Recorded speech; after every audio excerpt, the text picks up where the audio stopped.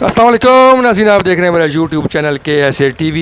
ناظرین، جنہوں نے میرا چینل ابھی تک سبسکرائب نہیں کیا، اور سے درخواست ہے کہ اس چینل کو سبسکرائب کر دیں اور بیل آئیکن کو دبا دیں تاکہ آپ کو ہماری آنے والی ہر ویڈیو مل سکے۔ ناظرین، 8 اگست کو جو موجودہ حکومت ہے مسلم لیگ نون کی، وہ 8 اگست کو شنید ہے کہ حکومت ختم ہو جائے گی اور اس کے بعد ایک نگران سیٹ اپ کو لے کر آیا جائے گا۔ کون ہوگا نیا نگران وزیر اعظم؟ اس کے اوپر بہت سی کیا سرائیاں ہو رہی ہیں۔ جو مسلم لیگ نون ابھی تک اس معاملے میں کنفیوز ہے، وہ کوئی بھی نام حتمی طور پر لے کر آنے میں ابھی تک کامیاب نہیں ہو سکے۔ کچھ دن پہلے انہوں نے وزیر خزانہ اسحاق ڈار کا نام، اس کے بارے میں خبریں وغیرہ چلائی تھیں، جس کو اس کے بعد پیپلز پارٹی کی اعلیٰ قیادت نے پریس کانفرنس کے ذریعے اس کی مذمت کی اور کہا گیا کہ اسحاق ڈار کا نام کسی نے بھی نہیں لیا اور ہم سے کوئی مشاورت بھی نہیں ہوئی، کیونکہ یہ PDM کی جماعتیں ہیں، اتحادی حکومت ہے۔ اس حکومت کے اندر اتحادیوں کی مشاورت کے بغیر کوئی بھی بڑا فیصلہ نہیں کیا جا سکتا، اس لیے ہم اسحاق ڈار کے نام کو مسترد کرتے ہیں۔ اس کے بعد مسلم لیگ نون کی جو خود قیادت ہے، وفاقی وزیر داخلہ رانا ثناء اللہ خان نے بھی اس معاملے میں کنفیوز ہیں۔ انہوں نے کہا کہ جو اسحاق ڈار ہے اس کا نام کسی نے پیش نہیں کیا، ابھی اس معاملے میں مشاورت ہو رہی ہے۔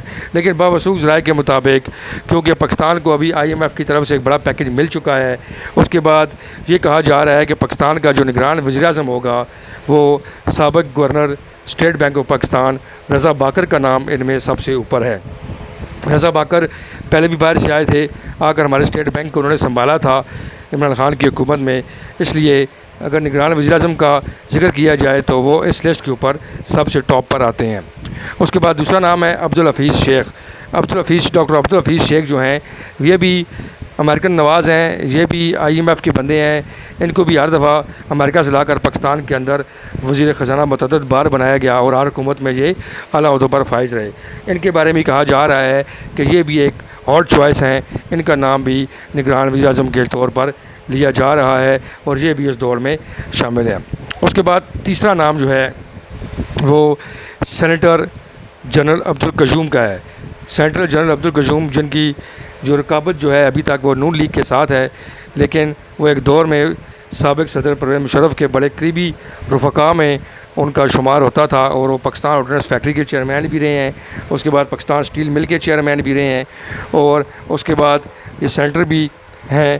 تو ان کے بارے میں کہا جا رہا ہے کہ نگران وزیر اعظم کی جو دوڑ ہے اس میں ایک دوڑنے والے کھلاڑی جنرل عبدالقیوم بھی ہیں۔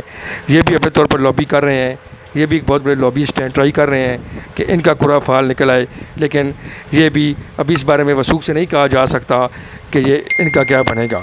اس کے بعد چوتھا نام پنجاب کے موجودہ نگران وزیر اعلیٰ محسن نقوی صاحب کا ہے۔ محسن نقوی صاحب کے بارے میں کہا جا رہا ہے کہ ان کو نگران وزیر اعظم بنائے جانے کا قوی امکان موجود اس لیے ہے کہ انہوں نے پنجاب کو بڑے اچھے طریقے سے چلایا، اور جو پنجاب کی حکومت ہے اس کو بہتر طور پر انہوں نے چلایا۔ PTI کی جو قیادت تھی انہوں نے جو کباڑہ کر دیا تھا اس ملک کا۔ اس کے بعد محسن نقوی نے اس جو اپنا نگران کا دور ابھی تک جو چلا رہے ہیں وہ بہت اچھے طریقے سے چلا رہے ہیں، اس لیے کہا جا رہا ہے کہ محسن نقوی بھی اس دور میں شامل ہیں اور یہ بھی ایک جو نگران وزیر اعظم ہوگا اس کے ایک اہم امیدوار ہیں اور ان کا نام بھی نکل سکتا ہے۔ اس کے بعد اسحاق ڈار کا جو نام ہے وہ بھی تھا، لیکن اسحاق ڈار کا نام جو ہے وہ ابھی پس پردہ ہو گیا ہے۔ اس کی وجہ یہ ہے کہ پارٹی کے اندر سے بہت زیادہ ان کی مخالفت ہو چکی ہے۔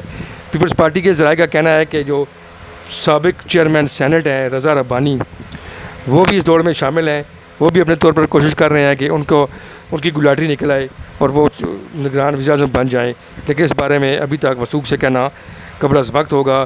لیکن ذرائع کے مطابق جو ابھی تک جو سب سے مضبوط امیدوار ہیں وہ رضا باکر ہیں، اور امید ہے کہ رضا باکر ہی نگران وزیر اعظم ہوں گے۔ مزید اچھی ویڈیو دیکھنے کے لیے چینل کو سبسکرائب کریں اور بیل آئیکن کو دبا دیں تاکہ آپ کو ہماری آنے والی ہر ویڈیو مل سکے۔ بہت شکریہ۔